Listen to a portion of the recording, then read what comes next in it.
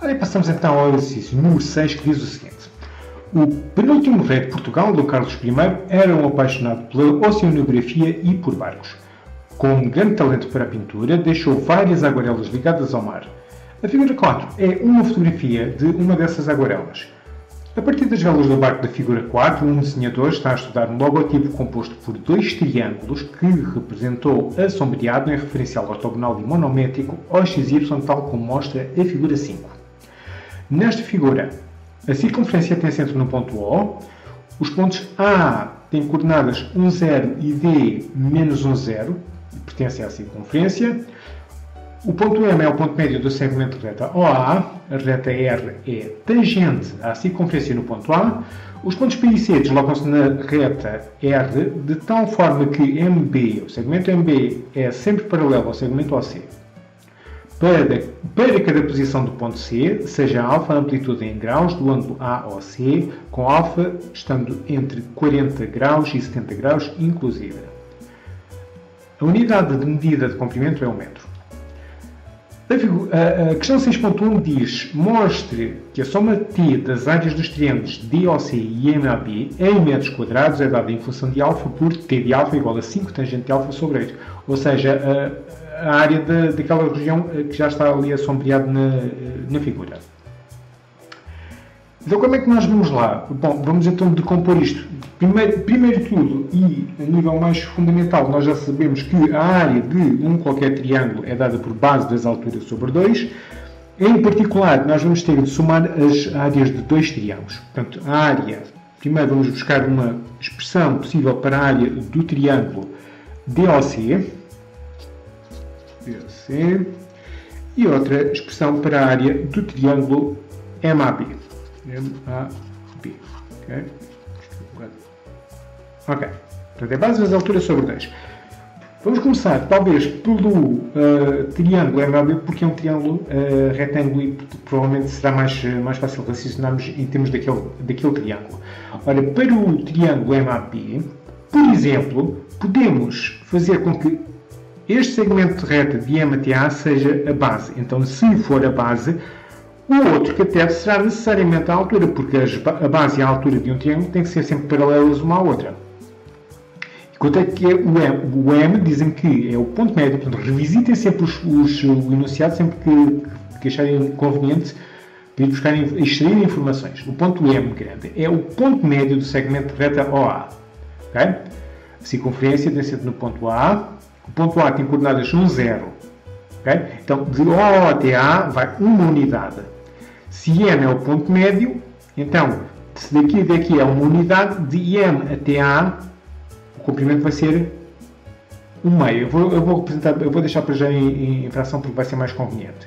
Em vez de 10,5 vamos escrever 1 meio. Portanto, no geral, a área do triângulo MAB é o comprimento de MA vezes o comprimento de AB, que nós ainda vamos ver como é que a gente vai fazer a dividir por 2. Ora, o comprimento de MA acabamos de constatar que era 1 meio. É fixo. Okay? Ponto M e ponto A são fixos. Agora, o ponto B pode-se mover ao longo desta reta R. Okay? Tal como o ponto C também. São os únicos dois pontos que se podem aqui mover e, portanto, vão dar determinados valores maiores ou menores à área destes dois triângulos, consoante as duas posições em cima deste eixo. Em particular, o ponto B e o ponto C deslocam-se de tal forma que este segmento aqui e este são sempre paralelos. E isso terá algumas vantagens para nós fazermos aqui os nossos raciocínios. Nomeadamente agora, para irmos buscar este comprimento de A até B. Porque se este segmento MB e este segmento OC são sempre paralelos, então o ângulo que este segmento faz com a horizontal, que é este alfa, e este ângulo aqui por dentro, e portanto AMB, vai ser o mesmo. Portanto, este ângulo aqui vai ser exatamente o ângulo alfa. Ok? Pronto.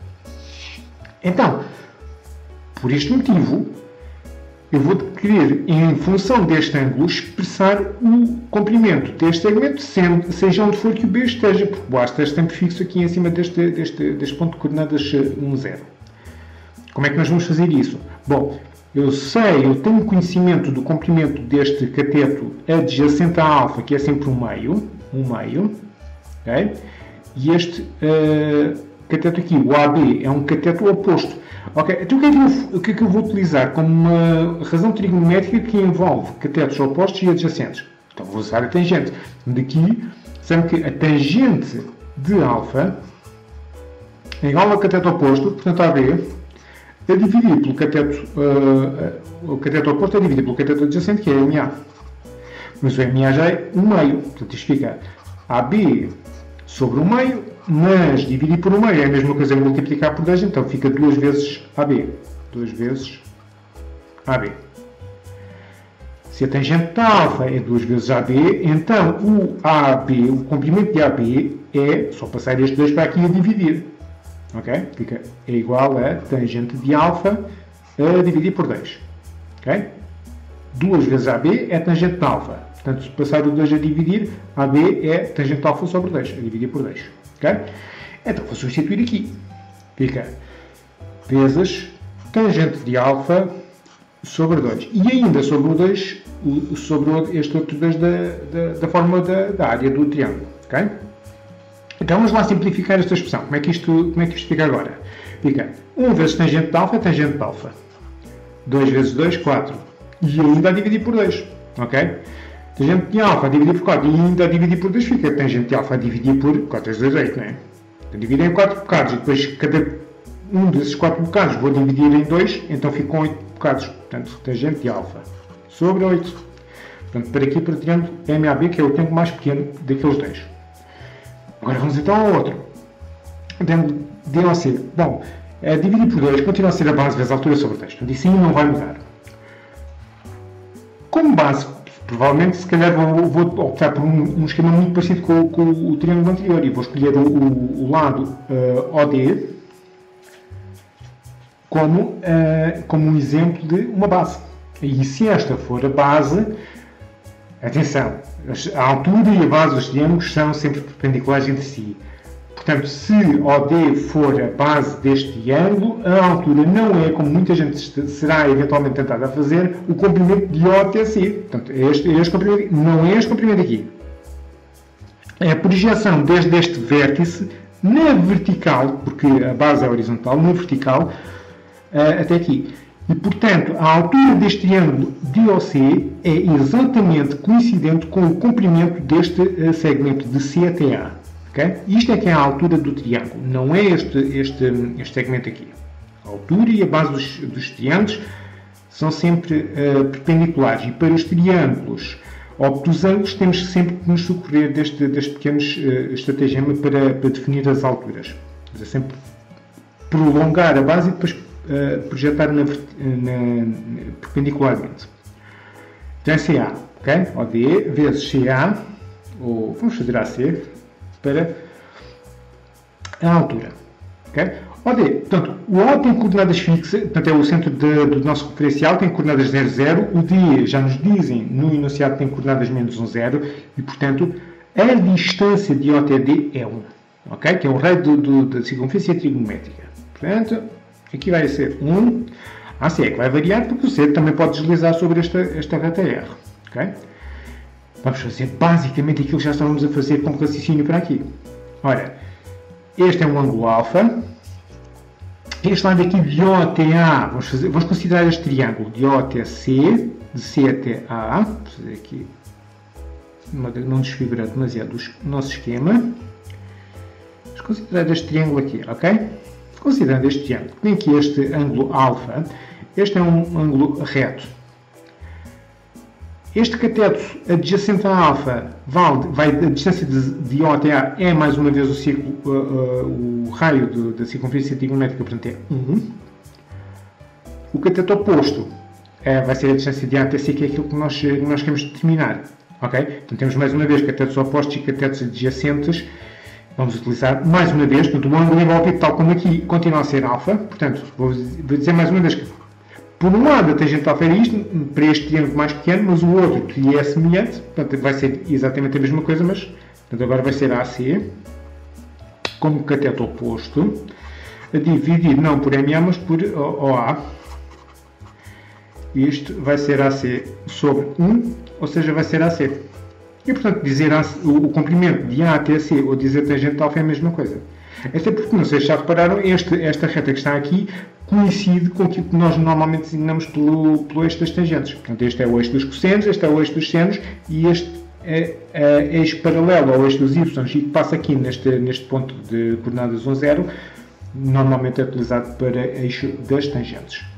Portanto, é perfeitamente normal. AC é tangente de alfa, vamos substituir aqui. Tangente de alfa. E tudo sobre 2, porque vem da fórmula da área. Ok? Então, o que é o nosso...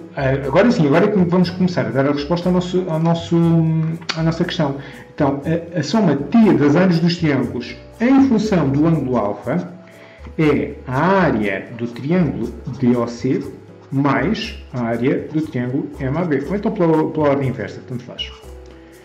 Então vai ser para esta área aqui, vai ser, ora vamos ver se isto é tangente de alfa sobre 2, esqueci-me de simplificar, tangente de alfa sobre 2, vai para aqui, tangente de alfa sobre 2. Ao qual eu vou acrescentar a área do triângulo MAB, o mais pequenino, que é a tangente de alfa sobre 8. Tangente de alfa sobre 8, ok? Como é que eu agora vou fazer esta soma? Bom, tem duas frações e, portanto, tem que ter o mesmo denominador. Eu aqui vou ter que multiplicar por 4. Fica 4 vezes tangente de alfa sobre 8 mais tangente de alfa sobre 8. Agora eu dou o mesmo denominador e somo lá em cima. 4 tangente de alfa mais tangente de alfa, então dá 5 tangente de alfa. 5 tangente de alfa, ok? E é exatamente esta expressão que queriam que chegássemos. Portanto, 5 tangente de alfa sobre 8. Portanto, a nossa demonstração está concluída. Portanto, e o 6.1 está feito. Então passamos já rapidamente ao 6.2, que diz o seguinte. Determina o menor e o maior dos valores inteiros de alfa para os quais a soma T das áreas dos triângulos DOC e MAB é superior a 1 metro quadrado. Note que a soma T das áreas dos triângulos DOC e MAB em metros quadrados é dada em função de alfa, por T de alfa igual a 5 tangente de alfa sobre 8. Ou seja, é uma daquelas situações em que na questão 6.2 vou utilizar o resultado já obtido da linha anterior da 6.1 porque isso vai-me ser extremamente vantajoso. E o que é que nós vamos aqui fazer? Vamos ver quando é que a função t de alfa vai estar 1, vai ser exatamente igual a 1. E como é que nós fazemos isso?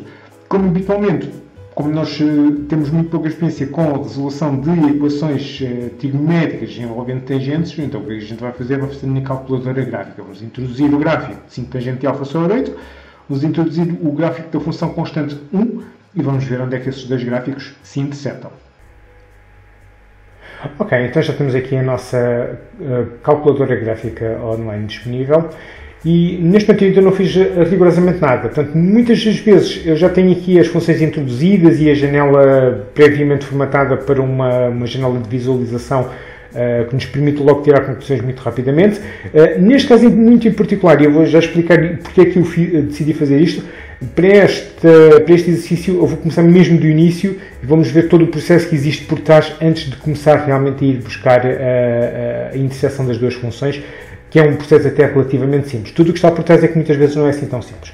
Bom, então vamos começar aqui por, no nosso menu, ir buscar aqui as funções e vamos então adicionar a função que nós já tínhamos então, já estávamos a trabalhar, portanto 5, vamos aqui a tangente de está alfa, vamos aqui na calculadora, a gente vai colocar x, e vamos dividir isto por 8. Okay? Esta é a nossa primeira função. Nós queremos saber quando é que esta função tem o valor 1 e queremos fazê-lo graficamente. Então vamos adicionar a função constante 1, ok? E basicamente vamos agora traçar o gráfico e ver quando é que eles se interceptam. E ao fazê-lo, deparamos com esta situação. Ok? Portanto, isto é um bocado assustador no sentido em que, como estão a reparar, existem muitos, e provavelmente se isto continuasse indefinidamente para a esquerda ou para a direita, provavelmente iríamos ter infinitos pontos de interseção da função do gráfico azul, que é a função constante 1, e a nossa função com a qual nós estamos a trabalhar, a função trigonométrica. Okay? Mas só existe mesmo em princípio um valor. Okay? Então o que é que nós temos que fazer? Bom, temos que reler o exercício com muita atenção e ir ver, ajustar a janela de visualização a valores que sejam adequados para o x e para o y na escala no nosso gráfico. Portanto, esta escala do x e do y está mais ou menos agora, o x é que nós temos mesmo que ajustar. Então vamos aqui acima aos eixos e vamos ver como é que nós podemos modificar isto. Em particular, se recordam do nosso enunciado, o que se passava era que a função só existe, o alfa tem que estar, só está disponível para que aquelas formas, aqueles triângulos façam sentido e possam ser, um dos lados possa ser paralelo ao outro. Portanto, tudo isso só faz sentido para ângulos entre 40 graus e 70 graus. Portanto, isto vai ser com que, digamos, o domínio de existência para que aquela figura faça sentido. Então nós vamos fazer isso. Atenção que esta calculadora já está em graus. Está aqui esta indicação de GRA, é graus. Significa que o X que nós estamos a introduzir nos gráficos já vem em graus. E, portanto, aqui eu vou colocar o mínimo também em graus. Portanto, 40 para o mínimo. Para o máximo, vou colocar 70. Ok? Confirmar. No Y, para já não vou fazer nada. Vou deixar assim. Desconfirmar. Ok, já temos então aqui uma janela de visualização muito mais agradável que só nos mostra então um único ponto de interseção entre o valor 1 e a função. Agora sim, agora vamos aos nossos cálculos. Vamos selecionar uma das funções, por exemplo a função fx, calcular, interseção e já está. E portanto dão-nos aqui já o valor 57,9962 que nós então como se isto tendo graus, portanto no x todos estes valores vêm em graus, ok? Esta parte aqui do outro lado, o f de x igual a g de x igual a 1, portanto, não é interessante. O que é interessante é em que valor de x é que essas funções se cruzam. Portanto, este é o ângulo para o qual a função tem exatamente valor 1, ok? Agora vamos voltar então ao nosso enunciado. E finalmente, para concluir o nosso exercício, vamos então retomar o enunciado que diz então o seguinte. Determina o menor e o maior dos valores inteiros de alfa para os quais t, soma t das áreas dos triângulos DOC e MAB é superior a 1 metro quadrado. Ora, o valor que nós obtivemos aqui, que eu já arredondei as unidades, porque eles falam em valores inteiros de A, e este valor aqui não é inteiro, que é o valor que é dado pela calculadora, portanto, para baixo não, porque os 57 graus ainda não, portanto, dá um valor inferior a 1 metro quadrado, porque a função é crescente naquele intervalo que estávamos a ver, mas a seguir aos 58 graus, a função vai sempre crescendo progressivamente. E, portanto, todos os valores a partir dos 58 graus até chegarmos ao valor máximo da função, que é o tal 70 graus, e não faz sentido para valores para ângulos superiores a 70 graus, então temos aqui já a nossa resposta. Portanto, a resposta que nós vamos dar é que, portanto, o menor valor são 58 graus e o maior valor vão ser os tais 70 graus. Portanto, e a função ainda faz sentido para 70 graus. E isto é sempre crescente. Portanto, e dentro deste intervalo, portanto, a nossa área vai ser superior a 1 metro quadrado. Okay? Portanto, a função t de alfa. E, portanto, o 6.2 está feito. Olha, já estamos então a fazer o 6.3. 6.3 agora diz o seguinte: considera alfa igual a 45 graus. Determina a equação reduzida da reta DCI. Na sua resposta, comece por obter as coordenadas do ponto C. Ok? Portanto, nós temos esta reta aqui. Ok? Tudo isto. E continua indefinidamente, como é natural. Para definirmos a equação de uma reta, nós precisamos de coordenadas de 2 pontos. As coordenadas do ponto D já era dado no problema, portanto eram os menos 1, 0. Coordenadas de D, menos 1, 0. E portanto só precisamos de ir buscar as coordenadas do ponto C. Ora, o que acontece é que quando alfa é 45 graus, quando temos alfa igual a 45 graus,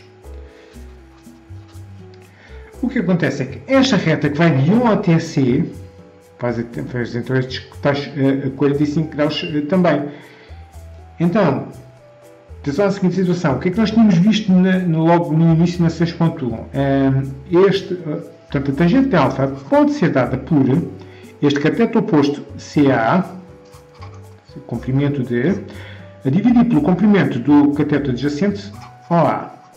Mas já tínhamos visto que OA era 1, porque isto é a circunferência trigonométrica, portanto fica só a tangente de alfa é igual ao comprimento de CA. ok? Em particular, para um alfa igual a 45 graus, atenção, recordem-se dos valores das trigonométricas, mas também pode sempre ir à calculadora. Tangente de 45 graus é 1. Tangente de 45 graus é 1. Ok? Fica que o comprimento do segmento CA é 1. Ok? E a partir daqui já podemos ir buscar as coordenadas C. Em particular, como C, A e C estão em cima desta reta, têm os dois a posição 1 para A, portanto A tem coordenada 1, 0, e C tem coordenadas 1, e agora qualquer coisa, sendo que esta distância tem que ser 1. Isto para estar a evitar fazer aqui cálculos com a diferença de coordenadas, para que esta distância de 1, 0 até 1 qualquer coisa seja 1, é porque aqui tem que estar também o valor 1, ok? Pronto. Mais formal, se quiserem, também podemos fazer que a distância entre o ponto A e o ponto C vai ser a raiz de xa menos xc ao quadrado mais ya menos yc tudo ao quadrado. Okay? O que é que sabemos? Sabemos que a distância é 1. Raiz de x do ponto A, 1, menos x do ponto C, 1 também, isto ao quadrado, mais y do ponto A é 0, menos y do ponto C é o y do ponto C que nós ainda não sabemos. Estamos a fazer de conta que ainda não sabemos este valor. Ok? Isto para, se quisermos fazer de uma forma um pouco mais formal. Como é que isto vai ficar aqui? Vamos elevar isto ao quadrado e vamos elevar tudo isto ao quadrado por causa da raiz, para cortar com esta raiz. Mas aqui não muda, fica 1. Esta raiz, entretanto, desaparece porque foi elevada ao quadrado. 1 menos 1 ao quadrado é 0, mais este mais aqui. E aqui fica menos coordenada y do ponto C ao quadrado, mas este menos, quando eu levo ao quadrado, fica só y do ponto C ao quadrado. Ok? Este 0.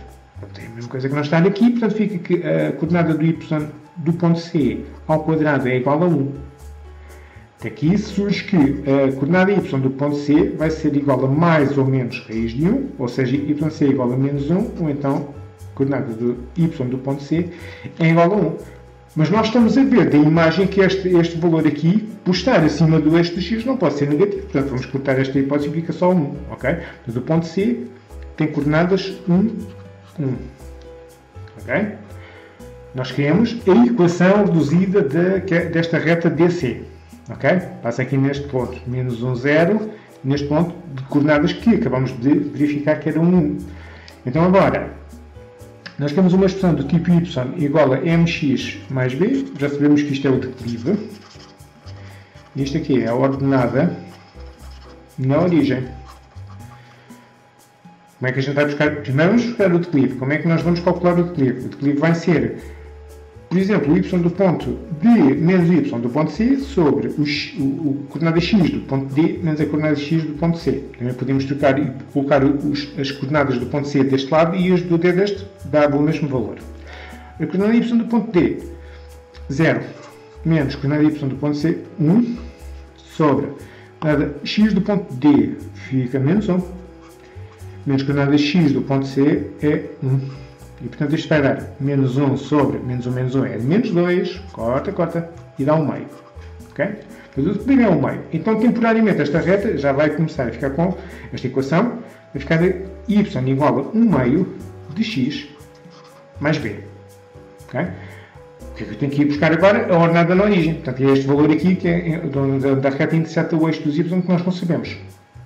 Bom, como é que nós normalmente fazemos isso? Uma vez que já temos o declive, vais introduzir as coordenadas de um dos dois pontos que nós conhecemos aqui na equação para ir buscar o b. Por exemplo, se eu utilizar o ponto C de coordenadas 1, vou substituir o x por este 1 e o y por este 1.